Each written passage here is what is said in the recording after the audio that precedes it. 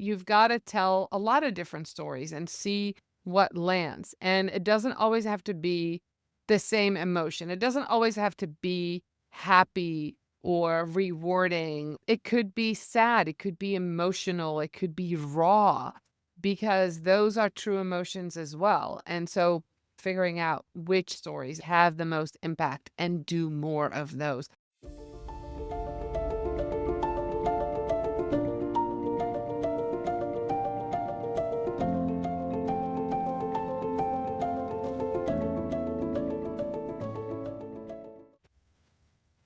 Hey everyone, welcome back to Social Media for Social Impact.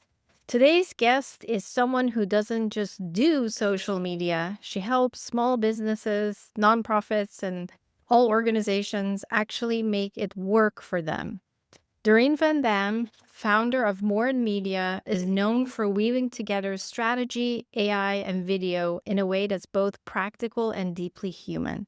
I'm very excited to have her here with us. In a space where it's easy to get lost chasing algorithms and vanity metrics, Doreen's focus is different. How do we tell stories that drive real impact? In this conversation, we'll dive into how she helps organizations with limited resources punch above their weight and the tools she swears by. Doreen, thank you so much for being here. I am thrilled to be here, Misha. Thank you for inviting me. Absolutely. Doreen, can you take us back to the moment you decided to start more in media? What problem did you see that you really wanted to solve? The problem was that I was bored, which is normally why people start a business. But I have been a stay-at-home mom for 14 years, and I had just dropped my youngest one off in kindergarten, where most moms walked out of the building crying. But I was walking out of the building with a hop and a skip thinking, what's next? And I was afraid that I wasn't going to be able to fill my days. So I took an online course in social media management. This was 2010. Now, mind you, at that time, people were using social media, especially us immigrants, right, to connect with people overseas and to reconnect with people from our past lives. But people were just discovering that you could also use social media for business. And that's where the opportunity was. And most small businesses, local small businesses that I talked to, didn't know how to get started. So I took an online course, became a social media manager, hung out my shingle on LinkedIn, and started networking locally like crazy. I actually started a hands-on networking group where people would come with their laptops and their business cards, and we would get to know each other in person, but also interact online. We were actually engaging online, following each other, sharing each other's content while we were in the same room so that we would all understand how that worked. And that's kind of how I got started. I love that. And I know we share a common background being from the Netherlands. So social media in so many ways has elevated our lives. And I absolutely am excited to dive in and learn from all of the things you've really been doing. I know you would worked with some really interesting organizations in the past. Do you want to expand on those a little bit? Yeah, so when I started, it was all local businesses. I was living in Myrtle Beach, South Carolina at the time, so I had everything from a restaurant to a security company, a driving school. I was basically helping anybody locally that needed help. The first one, that very first client that I had was a nonprofit that was raising money for the Wounded Warrior Project. And they didn't have any money to pay me, but they really wanted social media. And so they gave me a title, which gave me credibility. So I was their social media director for 3 years. I ended up on their board, and that gave me instant credibility. Then from those early beginnings, I ended up working with a company in North Carolina. So I went outside of the state where I was working on B2B, which was new to me. Most of every client that I had up till then was B2C, but B2B came into play, learned a lot there, and then from there ended up taking a strategy course, became interested in the bigger picture in social media, and also did 4 years of community management for a client, which had me take a small Facebook group from 17,000 to over 50,000 people, members. So that was a huge time frame for me to built that community. I was actually in charge of the moderators. So it wasn't just about the content that went in the group, but also the strategy to grow the group and the strategy to, drive traffic to their website through the community. And so that it's been a very interesting ride. And I feel like I'm coming full circle, which is funny because you and I talked about that the other day. And now that AI is popping up, and initially people are using it kind of like Google, and they're using AI to ask questions, eventually we're going to be using AI for business, right? And so a lot of the local small businesses, I live in Vermont now, don't have the knowledge. So I am back to hands-on teaching, maybe not networking, to small local companies here in Vermont to teach them how to use AI, how to use it for organizational skills, but also for marketing social media. So I feel like in the last year or so, it's been an interesting journey to come full circle there. But yeah, I have written for a lot of social media tools. I've built relationships. So I've done blogging for Agorapulse, Social Insider. There's a bunch of tools out there, StreamYard, that have blog posts written by me. And so those connections also have been really great to work with them at a deeper level. Fantastic. You have done so much, and I want to unpack all of those different things you mentioned about networking and working with local businesses and essentially not being afraid to put yourself out there. I know you have a radiant personality and you're able to establish those connections. A little bit about the listeners of the show. Some of them are professionals in the social impact space, but are fairly new to the world of social media and particularly how AI facilitates some of that. So, if you had to explain your work to someone completely outside of the field or completely new to social media, how would you put it in plain language? Oh, wow. That's a great question. All right. So, a lot of what I do is content management. It's content strategy and content management. I call myself a social media strategist. But eventually, really, what I do is I meet with the C suite, the stakeholders. Often it's a small company with a CEO, maybe a COO. And I meet with them to find out why they want to be on social, right? If they hire me. I do a strategy for them. They have a goal. We always start with a goal. Is your goal to get more brand awareness? Is your goal to drive traffic to your website? Do you have something to sell? Do you want to sell consulting contracts, or do you want to sell a course, or do you have products on your website, right? So we figure out what those goals are. And then I develop the content strategy, which we all know the owner of the company has stories, right? Stories of startup, stories Mhm. of beginning. And those stories are in their head. They often don't think they're important enough, but that's all going to be part of my job, is getting those stories, finding them and getting them out of their heads into and onto social media, into my content strategy, and then into social media. And that's where video comes in and AI comes in, right? We can have a conversation like you and I are having today, Misha, and I will just ask them, why did you start your company? Just very simple questions. But AI will allow me to record that, transcribe it, and then I'll put it in an AI model and say, based on this conversation, help me create some content pillars for this company, the CEO. And so AI enhances the work that I've already been doing for many years.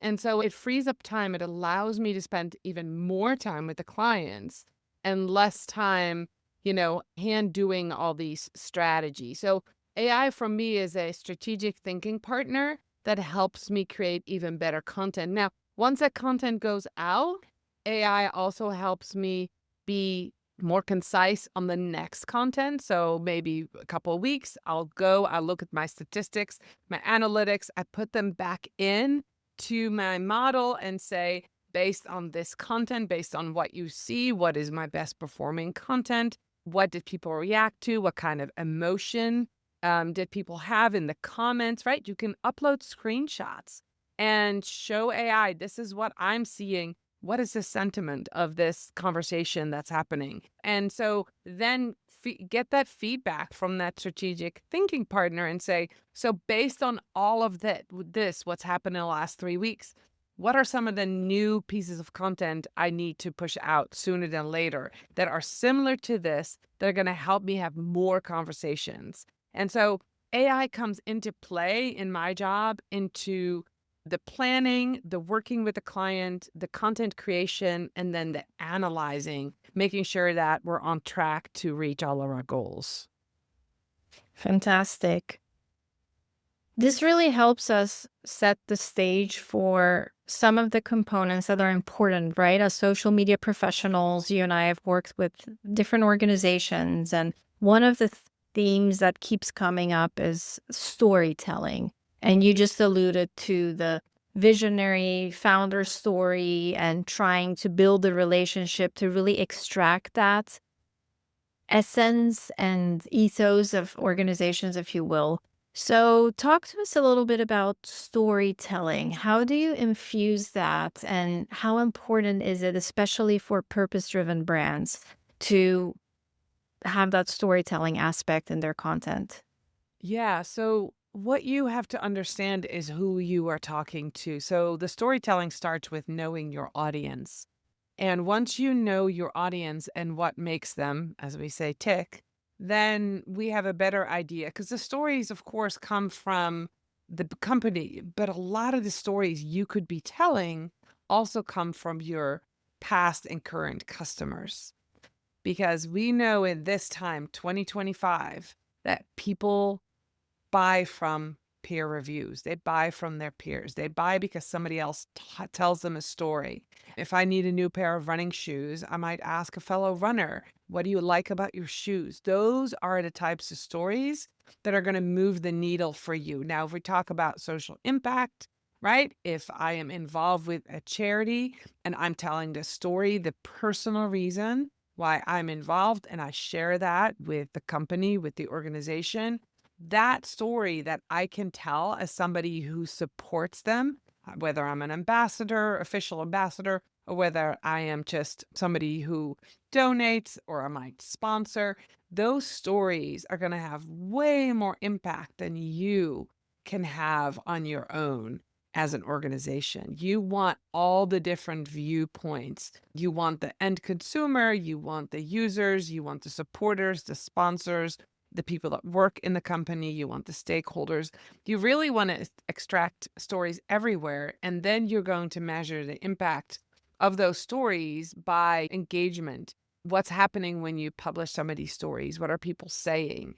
And so you're going to do a lot of testing, but eventually you're going to find out what sort of stories your audience cares most about. Now, an example would be like Red Cross. I'm a Red Cross donor, and the stories that I love is to hear why people donate because I have my own story why I donate. My father was a 25-year cancer survivor, ended up passing away from cancer, but blood saved his life. And so for years, I wanted to donate. I wasn't able to because I had lived in Europe and they had restrictions in America on whether you can donate or not. And that ban was lifted 3 years ago. So I've been a Red Cross donor for the last 2.5 years. I absolutely love that I'm able to do that. And so those stories that other people tell about their why have impact on me. So knowing your audience and understanding what impacts them is going to help you tell better stories. But Misha, we both know it comes down to testing, right? You've got to tell a lot of different stories and see what lands. And it doesn't always have to be the same emotion. It doesn't always have to be happy or rewarding, or it could be sad, it could be emotional, it could be raw, because those are true emotions as well. And so trying to figure that out, the only way to do that is by telling lots of stories, different perspectives, and then analyzing it and figuring out which have the most impact and do more of those. And that usually is what creates series, what people demand they want more of, right? Listen to your audience, not only see what their engagement is, but what are they actually saying when you post these stories. And once you start really listening to them, you'll know what other stories to tell. That's beautiful. And thank you for sharing that personal story. I Truly, I'm very moved by what you shared about you being a donor and then your family story and how that ties in. And I think that's exactly the type of approach that we want to take when, as social media professionals, we are creating content for our clients and we really infuse that personal touch and we use empathy to tell the stories. And we've talked about this, the work that I do with purpose driven brands. There's so much what they call ecological grief. There are so many stories that are heartbreaking but need to be told. And there's a lot of cause marketing. And we need to tell these stories because communities and the environment are suffering. So I'm always passionate about supporting clients, whether they're in the nonprofit space or they're small businesses, and really help them with the tools because at the end of the day, ultimately, a lot of those organizations are at the small but growing stage, and they're trying to accumulate a bigger budget. And essentially, they always have to do more with less. So that's where your expertise comes in. I really want to go granular and see which social media tools do you use and what type of analytics do you look for? Because I think it can be so overwhelming for people who just come into this role and they wear multiple hats, right? They're the community manager and the social media manager, and then they also do customer service, and then they're pulled into creative strategy and branding, and suddenly they find themselves in corporate communication. So, how can we help these organizations and their social media teams? Wow, that's a great big question. I'm going to be 100% honest with you here. When I first started out, I didn't know anything about analytics. I have been an organic specialist for a long time, and when I started out for my clients, I wasn't doing very much analytics. I wasn't looking at data very often because it was local business. A lot of my clients at that time cared about people walking in the store. So the data that I, at that point, was looking at, for example, one of my clients was a purple store in North Myrtle Beach, and people would walk in the store and say, "I saw you on Facebook." There was a lady who came all the way from Australia and said, "I was in the US and I really wanted to come by because I've been following you on Pinterest." Now, that is some data that is amazing. So that was my beginning. And that's very different from what you're expected when you work in larger companies. So the tools that I use a lot of the native platforms. So I'll take data from, say, Instagram, or I'll pull data from Facebook if I need to. I do use a scheduler for myself. It's called Agora Pulse, and they have great analytics. For some of my clients, I use Metricool. I make sure that my scheduler has a pretty good analytics program, but I don't stop there. I take the analytics and then I go and upload that in a custom GPT. So then the GPT knows the client, knows what's going on, and then I can say, "Hey, analyze this for not just what went right and what went wrong, but what is the sentiment of the users? What's the engagement like? And where can you see improvements? Can you compare it to last month?" There's a great tool that I use for competitor analysis. It's called Social Insider.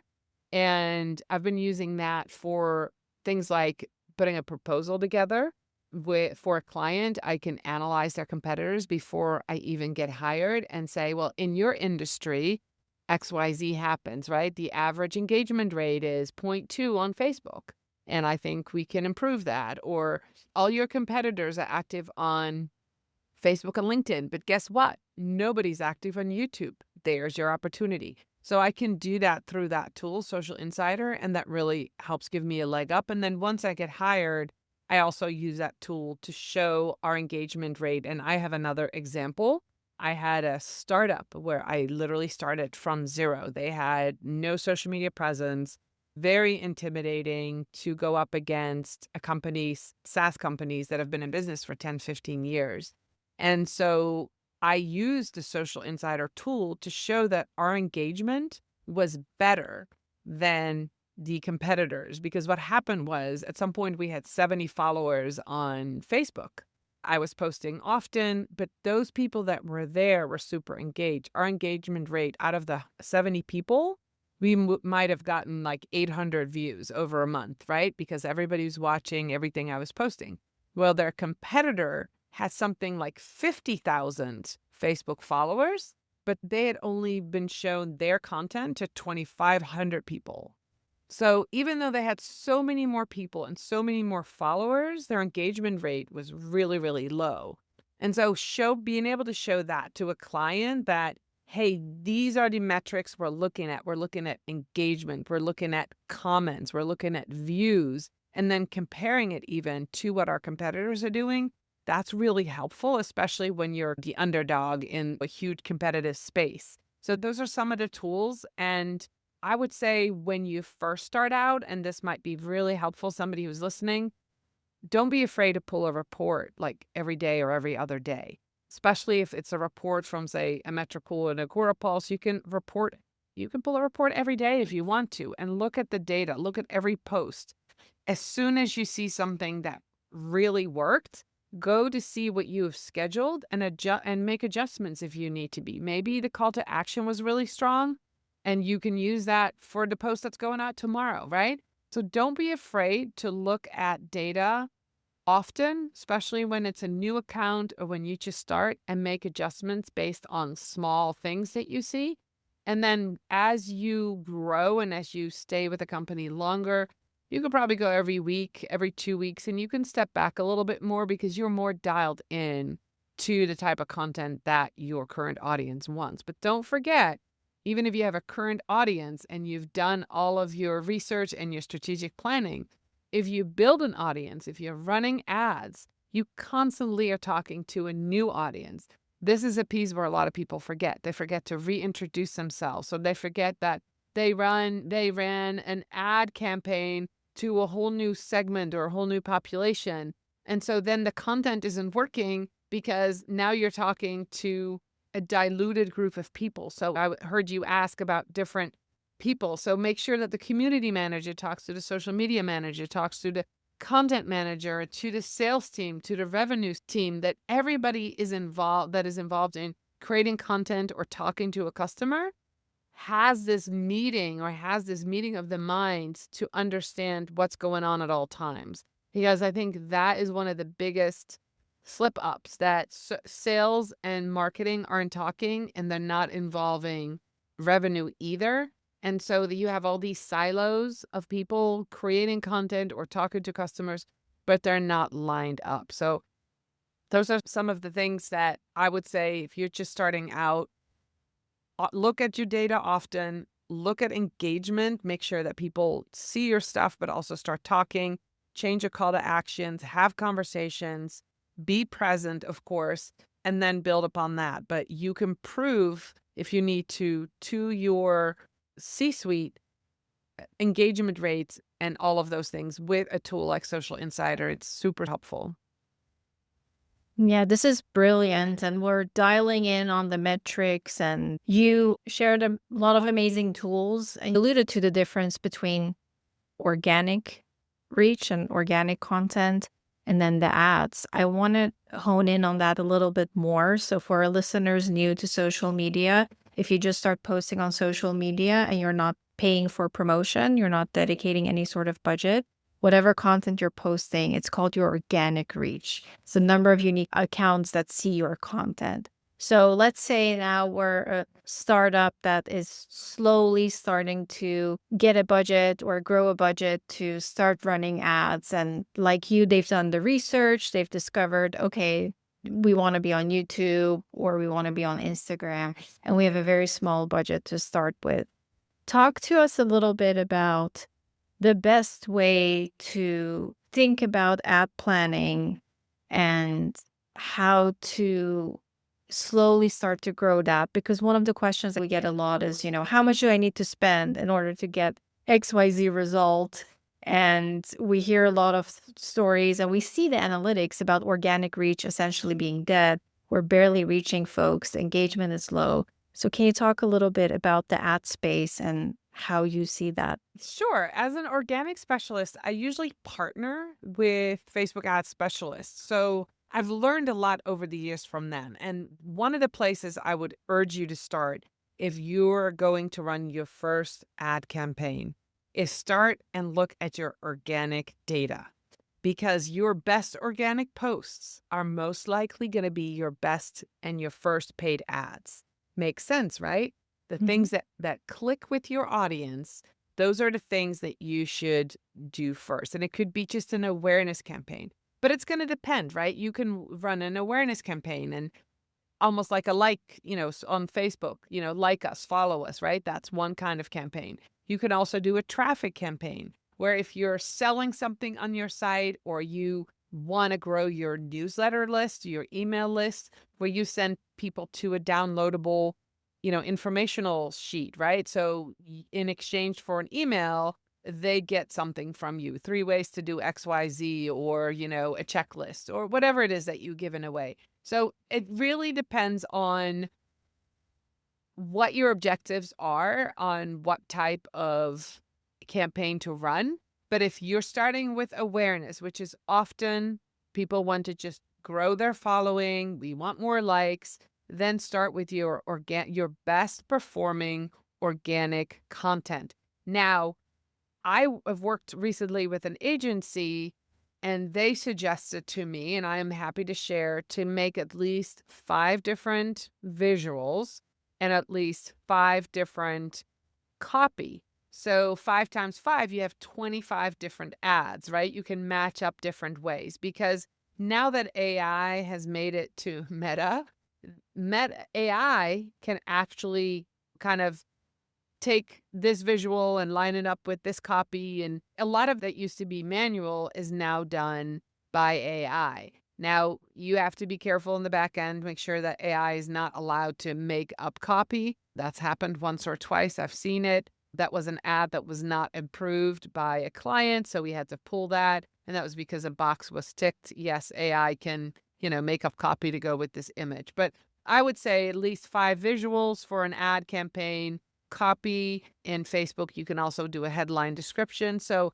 then mix and match and start running your tests, right? You do maybe $5 a day, maybe $50 a day, but you have these ad sets and you can very quickly, usually it's 2, 3 days, you can see which ad is going to take the most money. And that's the ad that does the best. And my strategy is, from what I see with the people that I work with, once you have 2 or 3 clear winners, you turn off the other ads, right? And then now you have a starting point for your next ad set.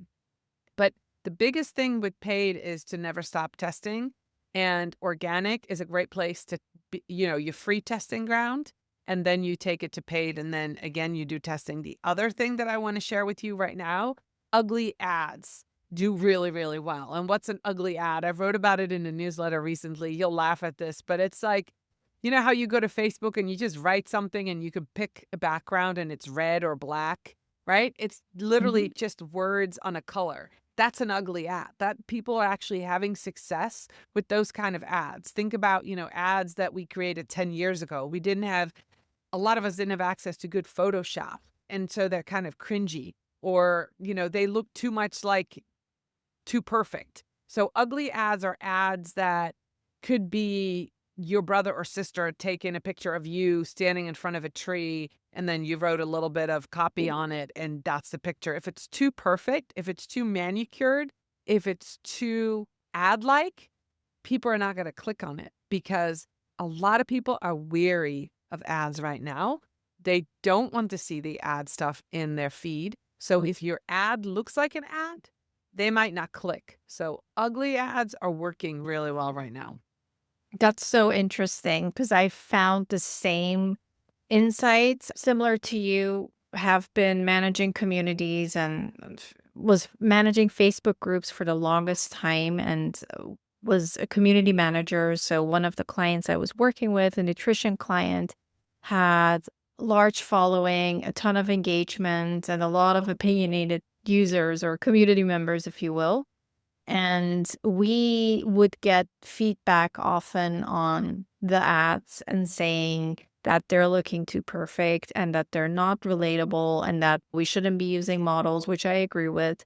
And it was very, very fascinating because we were getting that feedback in real time. And then we would also test and see the engagement there is definitely dropping compared to some of what you call the ugly ads. And I like the fact that you alluded to the Meta AI ads, the tool is called Advantage Plus. You mentioned something really important is you always need human oversight to have truly effective marketing campaigns. So it is a tool that can facilitate, and there's some case studies that ads have been performing well for some brands out there. But I think this again goes back to the constant dialogue we're having around AI, the need for human oversight. And to your point, like even getting in a little bit of trouble with a client because you forgot to check a box. These are the type of things we want to avoid. So it's very exciting. I know you and I can talk about this stuff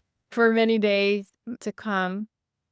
I want to go back a little bit to what you said earlier about building communities and networking because it's such an important topic, especially for social media professionals and people who are just starting out in the industry. Our industry is very unique because we need to have all these different skill sets and we need to be comfortable talking to people. You mentioned the conference, Social Media Marketing World. Are there any other ones you think we should check out in the coming months? Yeah, content marketing world is also great. I've gone and spoken at Inbound, which this year was in San Francisco, but it's usually in Boston. That's a great one. And Handley's conference called the B2B Forum is in Boston every year. If you're a B2B marketer, that's another fantastic one that I've attended. There's quite a few now. Of course, you've got AI marketing world popping up.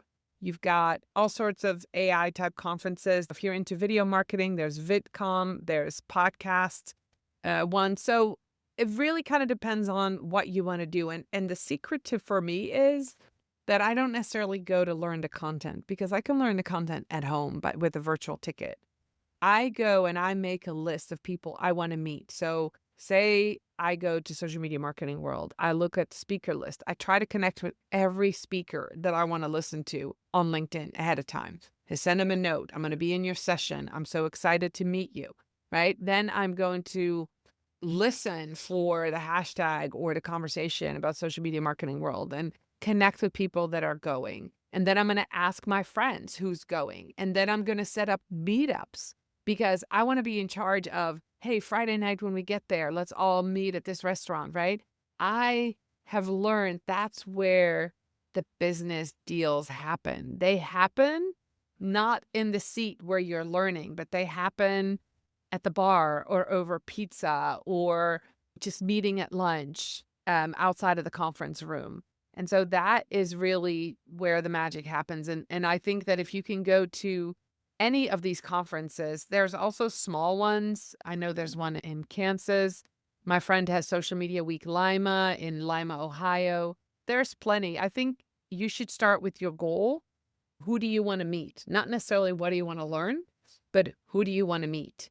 And then find out where those people go and go to those conferences. But make sure you have a specific goal and that you go ready to meet people. So smart. Yes, absolutely. You and I met through LinkedIn and we've become very close over a short period of time. And I also want to give a huge shout out to you for inspiring me to start my own podcast. You have your own amazing podcast called Strategy Talks. So I'll put that in the show notes for our listeners. It's been so exciting to connect with you and learn from you. So many golden nuggets there and wisdom. Thank you, Doreen, for being here. Really, just all of the tools and strategies that you shared and the examples. I really enjoyed speaking with you today. So, for our listeners, if you'd like to learn more, make sure to visit Doreen's website, morinmedia.com, connect with her on LinkedIn, and I'll also make sure to include a link to her Strategy Talks podcast. And as always, if you found today's episode valuable, Share it with someone who's working to use social media for good. Thank you for listening to Social Media for Social Impact. Until next time, keep creating, keep questioning, and keep making change.